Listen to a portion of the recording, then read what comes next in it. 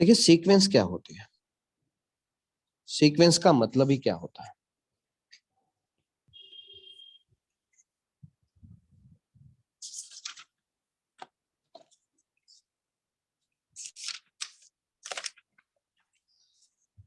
Real analysis का सबसे पहला पार्ट है सीक्वेंस। सीक्वेंस क्या होती है, सीक्वेंस को हम डिनोट करते हैं एन से। किसे डिनोट करते हैं, एन से डिनोट करते हैं सीक्वेंस को। सीक्वेंस को एन से डिनोट करते हैं। एन सीक्वेंस की जो वैल्यू होती है वो होती है ऐसे A1 A2 A3 A4 up to N होती है, ये सीक्वेंस होती है।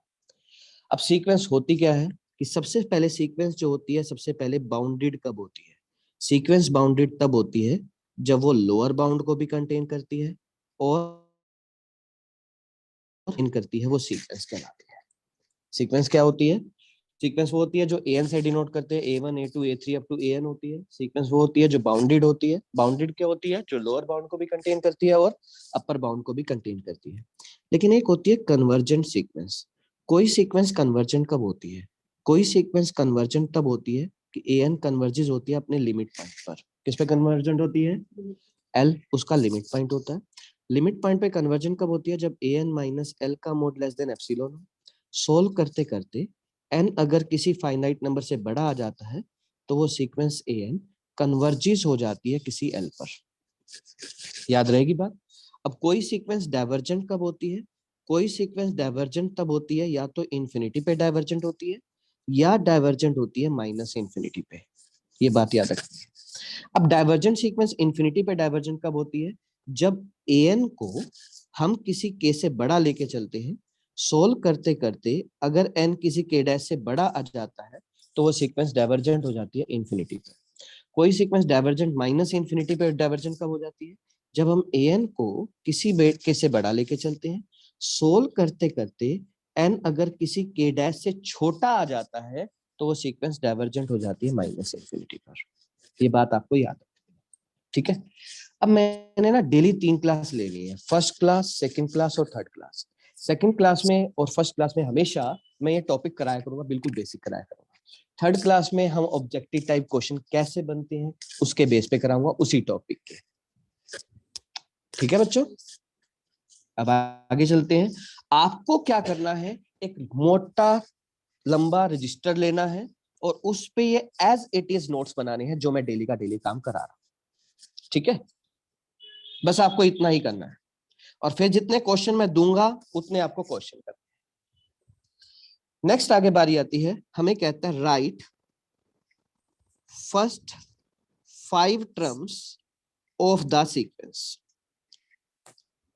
सीक्वेंस की फर्स्ट 5 टर्म्स लिखनी है।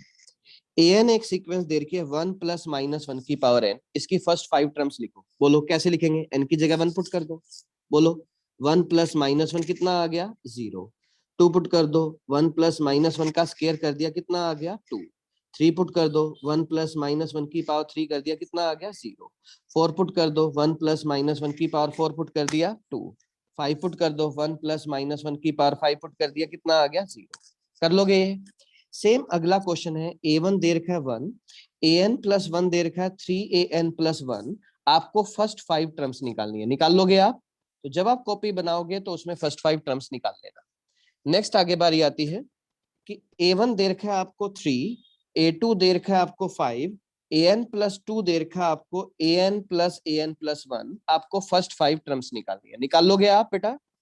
तो अभी 2 मिनट का गैप है, एक बार 2 मिनट में अभी कराता हूँ स्टार्ट। 1 सेकंड रुको, मैं पानी पी लूँ एक बार।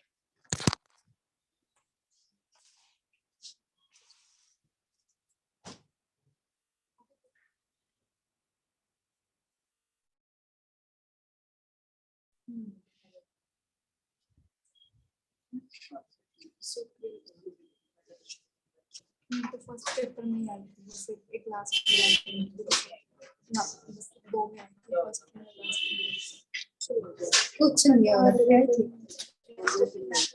जैसे पेपर में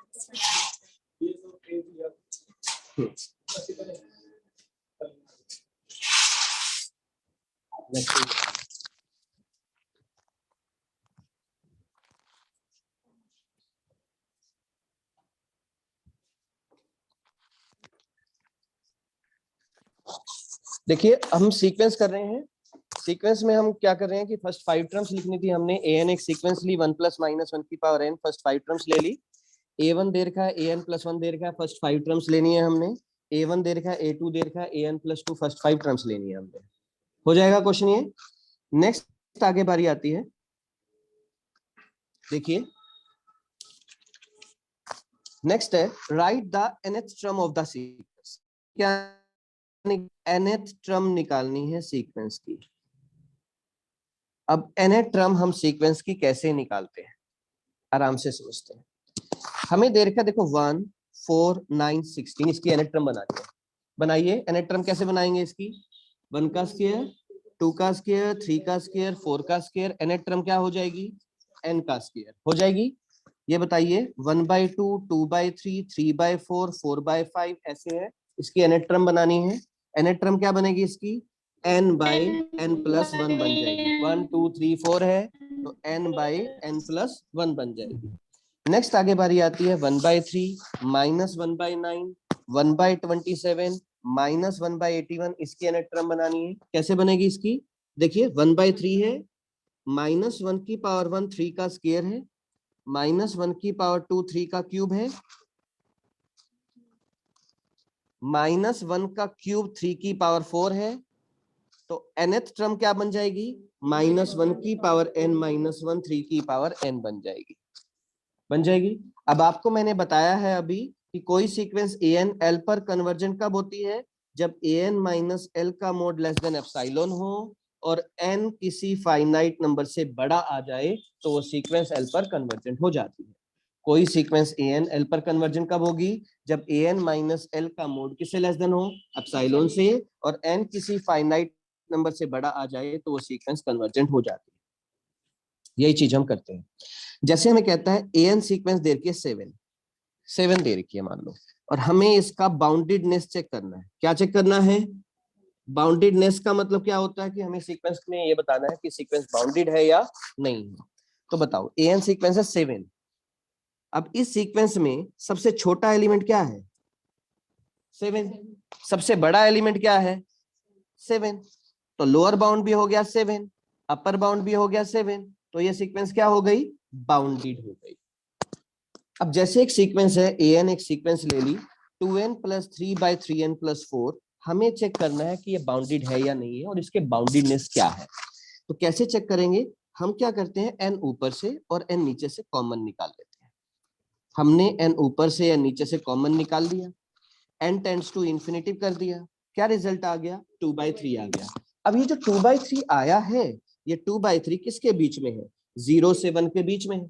तो इस सीक्वेंस में सबसे छोटा एलिमेंट क्या है, 0, और इस सीक्वेंस में सबसे बड़ा एलिमेंट क्या है, 1, तो ये सीक्वेंस क्या हो गई, बाउंडेड हो गई। Is it clear. जैसे एक सीक्वेंस है an, क्या है 1 + 1/n की पावर n। अब हमें देखना है कि ये सीक्वेंस बाउंडेड है या नहीं है। तो एक बात याद रखना बच्चों कि 1 + 1/n की पावर n है, n टेंड्स टू इन्फिनिटी कर दे, इसका रिजल्ट होता है e4 होता है एक्सपोनेंशियल, और एक्सपोनेंशियल की जो वैल्यू होती है वो 2.71 होती है, यानी कि एक्सपोनेंशियल जो होता है वो 2 और 3 के बीच में होता है। तो इस सीक्वेंस के अंदर लोअर बाउंड कितना आ गया, 2, और इस सीक्वेंस के अंदर अपर बाउंड कितना आ गया, 3, तो भी ये सीक्वेंस क्या हो गई, बाउंडेड हो गई। एक बात और याद रखना कि हमेशा 1 + 1/, ये जरूरी नहीं है n ऊपर और n नीचे, यहाँ पर n स्क्वायर होता और ऊपर भी n स्क्वायर होता, n टेंड्स टू इन्फिनिटी होता, तो भी उसका रिजल्ट e ही आता, तो भी उसका रिजल्ट क्या आता, e ही आता।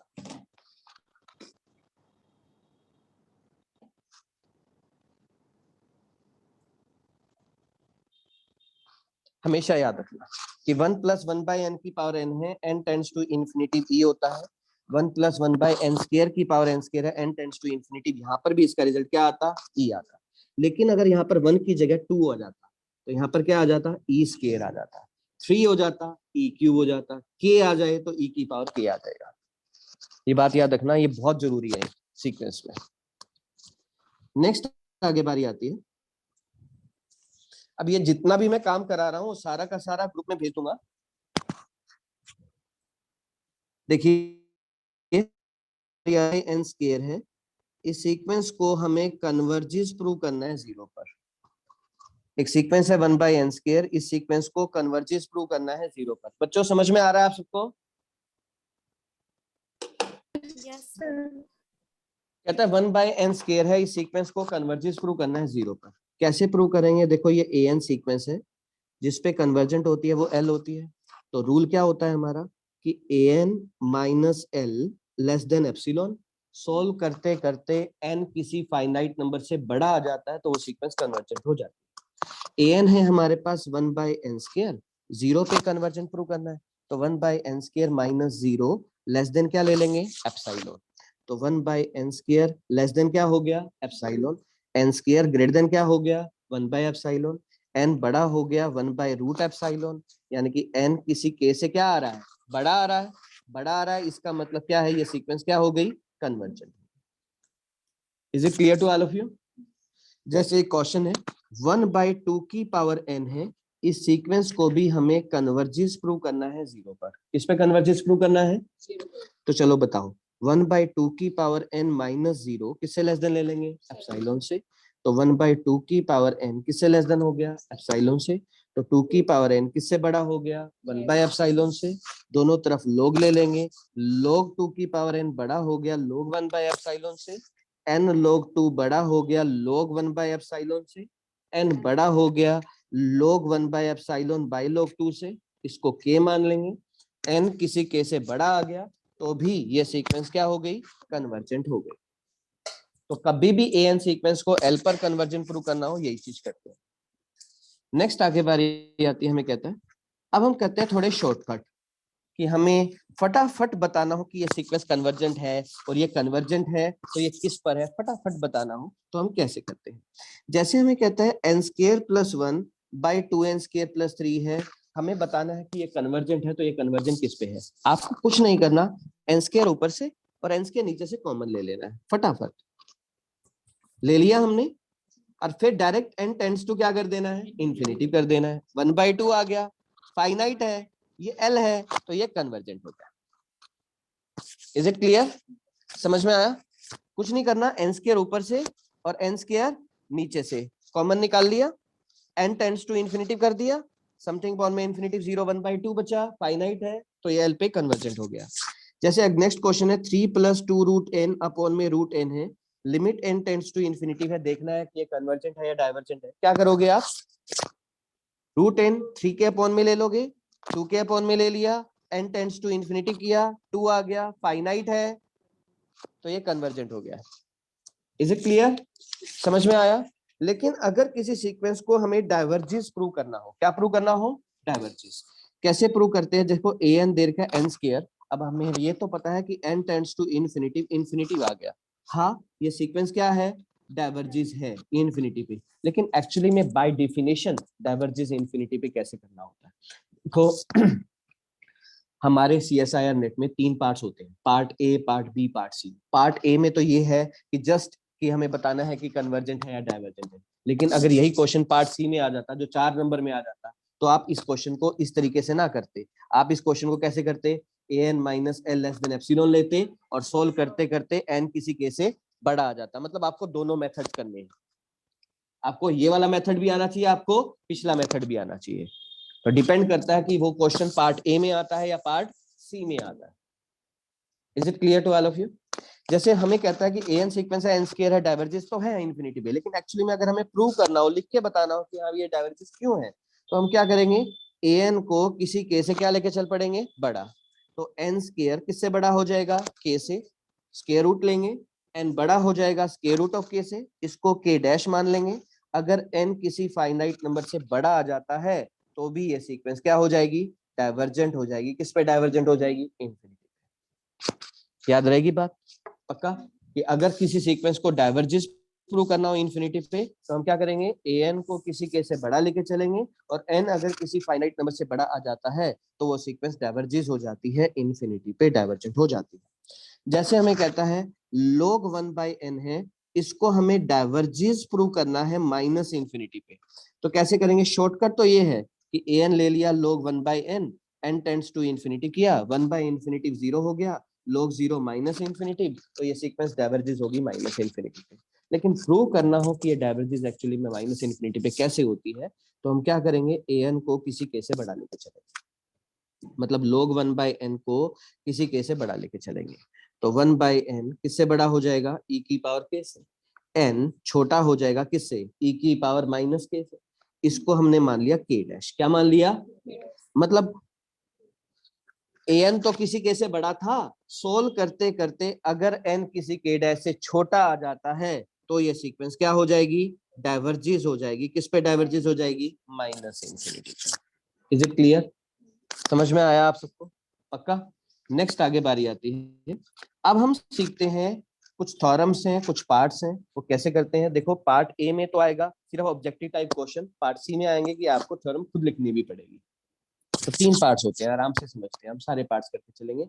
कल मैं इंट्रोडक्टरी क्लास में सबको ये बताऊंगा कि हाँ पार्ट कैसे कैसे करने हैं, ग्रुप में पेपर भेजूंगा सैंपल पेपर नेट का, कि नेट का पेपर कैसे कैसे आता है। तो जिन बच्चों ने पहली क्लास मेरी ज्वाइन नहीं करी, जो बच्चे अभी आए हैं 12 बजे वाली क्लास ज्वाइन नहीं करी, तो उनके लिए मैंने ये रिकॉर्डिंग कर रखी है और रिकॉर्डिंग भी मैं भेज दूंगा, ठीक है। तो देखो सबसे पहला काम हमें क्या करना है, थ्योरम्स करते हैं इसके बेस पे, सीक्वेंस की थ्योरम। देखो हमें क्या करना है, सीक्वेंस की थ्योरम के रिजल्ट भी याद रखने हैं, और थ्योरम के रिजल्ट सिर्फ तभी याद रख सकते हैं हम जब हमें थ्योरम्स आती है। जो थ्योरम हमें नहीं आती उस थ्योरम के रिजल्ट हम याद नहीं रख सकते रियलिटी में, ठीक है। तो ध्यान से देखना, हमें कहता है prove that limit of A sequence if it exists is unique।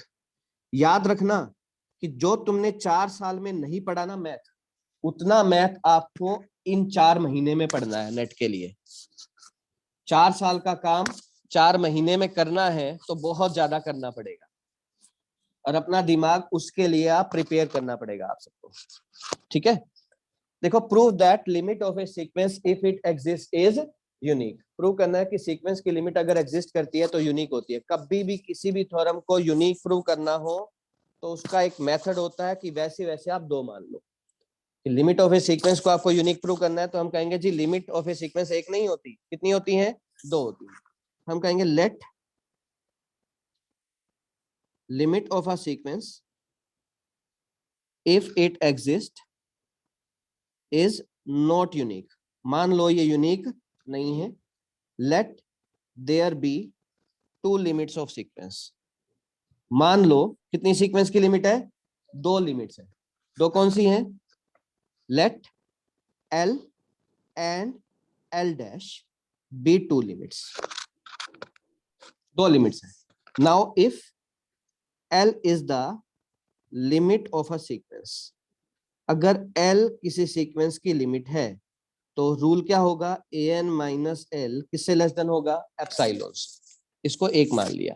Also if L dash is the limit of sequence, अगर L dash भी सीक्वेंस की लिमिट है तो क्या होगा, an माइनस एल डैश का मोड भी किससे लेस देन हो जाएगा, एप्सिलॉन से।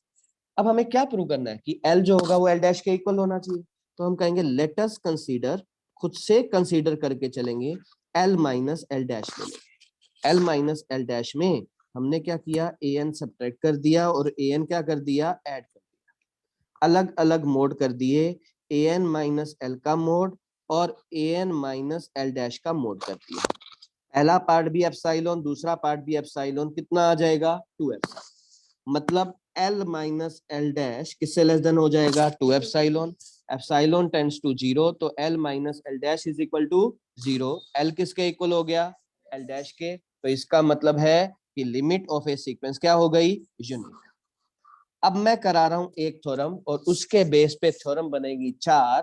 वो चारों थ्योरम तुमने करनी है। डेली का काम डेली करना है, 12 बजे से पहले मुझे व्हाट्सएप करना है सारा का सारा काम,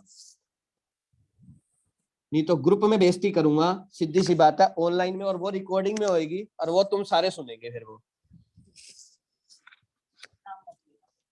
नाम चीख चीख के लूंगा। देखो इधर नेक्स्ट आगे बारी आती है, हमें कहता है इफ an सीक्वेंस जो है वो कन्वर्जेस है L पर।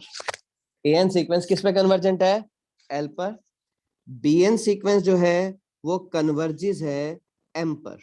ठीक है, मैं प्रूव करना सिखा रहा हूं a n plus b n converges होगी, किस पे कन्वर्जेस होगी, एल प्लस एम पर। तुमने करनी है कौन सी, L minus M, L into M, L by M. मतलब a n minus b n converges होगी एल माइनस एम पे, a n into b n converges होगी एल इंटू एम पे, और a n by b n converges होगी L by M पे। ये तुमने खुद करनी है, देख देख के इस हिसाब से समझना है। ठीक है, थोड़ा ध्यान से समझना। प्रूफ में लिखेंगे, मैं कहूंगा इफ ए एन कन्वर्जेस है एल पर, मान लो ए एन किस पे कन्वर्जेंट है, एल पर, तो क्या रूल होता है, ए एन माइनस एल का मोड किससे लेस देन है, एप्सिलॉन से, है ना। हम कहेंगे अभी हमें नहीं पता, अभी हमें नहीं पता। आल्सो इफ बी एन जो सीक्वेंस है वो कन्वर्जेस है, किस पे कन्वर्जेस है, एम पर, तो बी एन माइनस एम का मोड किससे लेस देन है, अभी हमें नहीं पता, वैसे एप्सिलॉन से लेस देन। अब हमें प्रूव करना है कि a n plus b n L plus M पे कन्वर्जेंट होगी, तो हम क्या करेंगे, a n plus b n minus L plus M का मोड ले लेंगे। तो ए एन में से एल और यहाँ पर क्या है, बी एन माइनस एम हो जाएगा, ए एन के साथ एल।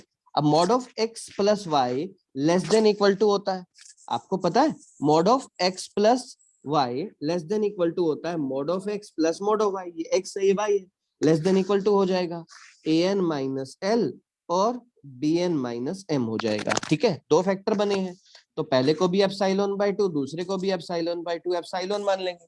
तो a n plus b N किस पे कन्वर्जेंट हो गया हमारा, एल प्लस एम पे कन्वर्जेंट हो गया, हो गया। अब मैंने ये प्लस वाली करी, तुम कौन सी वाली करोगे, माइनस मल्टीप्लाई और डिवाइड वाली। ठीक है,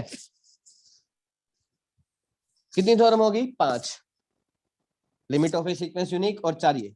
नेक्स्ट आगे बारी आती है, 5 और करते हैं।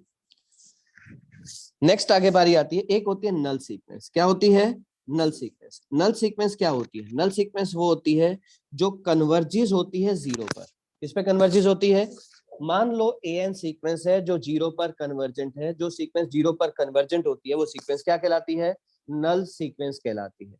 एक सीक्वेंस एल पर कन्वर्जेंट कब होती है, जब ए एन माइनस एल का मोड लेस देन एप्सिलॉन हो और एन किसी फाइनाइट नंबर से बड़ा आ रहा हो, तो वो सीक्वेंस नल सीक्वेंस कहलाएगी। लेकिन कोई सीक्वेंस नल सीक्वेंस कब है, सॉरी, जब वो किस पे कन्वर्जेंट है, जीरो पे कन्वर्जेंट है। अब मैंने कहा if a n and b n are null sequence,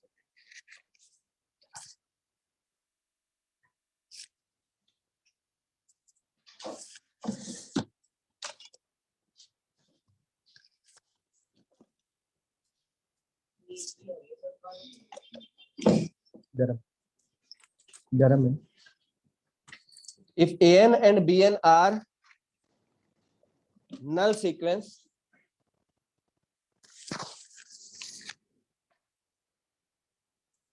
तो प्रूव करना है कि an प्लस bn भी क्या होगी, नल सीक्वेंस होगी।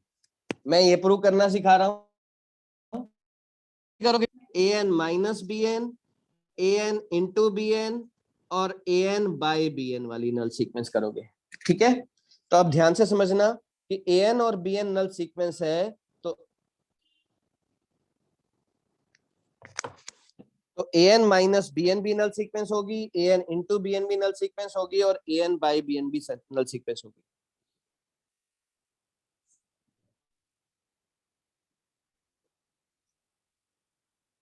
अब ये कैसे होगी, किस तरीके से होगी, ध्यान से समझते हैं। ठीक है, अब देखिए ए एन और बी एन अगर नल सीक्वेंस है तो a n plus b N null sequence कैसे होगी।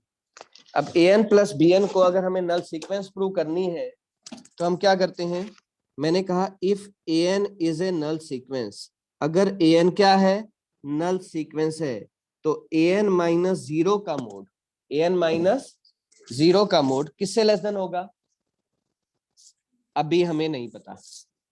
Also if b n is a null sequence, तो बी एन माइनस जीरो का मोड किससे लेस देन होगा, तो प्रूफ, अगर हमें प्रूव करना है कि an plus bn is a null sequence, an plus bn भी क्या होगी, तो हम क्या करेंगे, an प्लस bn माइनस 0 ले लेंगे, ठीक है। तो an के साथ 0 और bn के साथ भी क्या ले लेंगे, 0 ले लेंगे। एप्साइलोन बाई 2, एप्साइलोन बाई 2 कितना आ जाएगा, एप्साइलोन आ जाएगा। तो an प्लस bn भी हमारी क्या हो जाएगी, नल सीक्वेंस हो जाएगी। मैंने कराया an plus bn null sequence का, तुम किसका करोगे, an minus bn, an into bn और an बाई bn का करोगे। नेक्स्ट एक बारी और आती है, थोड़ा ध्यान से समझते हैं। एक होता है ऑसिलेट सीक्वेंस। क्या होती है ऑसिलेट सीक्वेंस? क्या होती है ऑसिलेट सीक्वेंस? वो होती है जो ना तो कन्वर्जेंट होती है ना ही डाइवर्जेंट होती है। जैसे an ले लिया -1 की पावर n, तो ये क्या है, -1 1 -1 1 -1 1 -1 1, तो ये क्या है, ऑसिलेट सीक्वेंस है। और जो ऑसिलेट सीक्वेंस होती है वो बाउंडेड भी होती है। क्या होती है, बाउंडेड है ना। ये इस सीक्वेंस में लोअर बाउंड क्या है और अपर बाउंड क्या है, तो ये ऑसिलेट भी है और बाउंडेड भी है, लेकिन ये कन्वर्जेंट नहीं है, ये डाइवर्जेंट नहीं है, ठीक है। ना तो कन्वर्जेंट है ना ही ये डाइवर्जेंट है। एक बात याद रखना कि एवरी कन्वर्जेंट सीक्वेंस बाउंडेड होती है, एवरी कन्वर्जेंट सीक्वेंस बाउंडेड होती है, लेकिन एवरी बाउंडेड सीक्वेंस कन्वर्जेंट नहीं होती। ऑसिलेट सीक्वेंस बाउंडेड तो है लेकिन कन्वर्जेंट नहीं। एवरी कन्वर्जेंट सीक्वेंस क्या होती है और एवरी, ठीक है। अच्छा एक बात और याद रखना, an सीक्वेंस है, मान लो वो bn से छोटा है। दो सीक्वेंस है, एक an है और एक क्या है, bn। an सीक्वेंस है, वो bn से क्या है, छोटा है। If bn is a null sequence, अगर bn क्या है बेटा, नल सीक्वेंस है, तो an भी नल सीक्वेंस होगी। an भी क्या होगी, याद रहेगी बात, an किससे छोटा है, bn क्या है, तो an भी क्या होगी, कर लोगे याद, पक्का। अच्छा एक बात और याद रखना, if an is a null sequence, an क्या है, नल सीक्वेंस है। bn क्या है, बाउंडेड सीक्वेंस है। bn क्या है, बाउंडेड, मतलब जरूरी नहीं है कि bn कन्वर्जेंट है, bn सिर्फ क्या है, बाउंडेड है। an क्या है, किस पे कन्वर्जेंट है, 0 पर। नल सीक्वेंस है मतलब कन्वर्जेंट तो है, कन्वर्जेंट किस पे है, 0 पर।